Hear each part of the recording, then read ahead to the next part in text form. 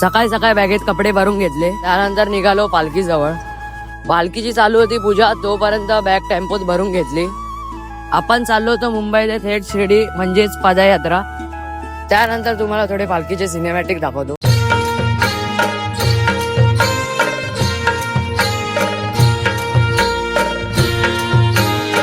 त्यानंतर पोहोचलो दादरवरनं निघाल्यानंतर मग आपला रोहनबाईचा दरवर्षीप्रमाणे डान्स. 4 किलोमीटरवर विक्रोळी जेवण आहे तिथे. जेवण आहे. मला अजून एक पालखी दिसलेली आहे आमच्या बाजूला.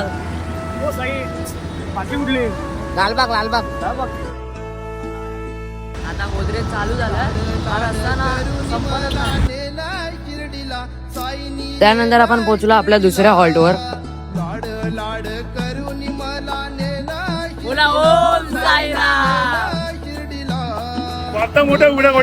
कोणाच्या आईच्या. आता आम्ही आलो विक्रोळीवरून आणि आता रात्रीच्या हॉल्टवर चाललोय साई सिद्धी मुलुंड.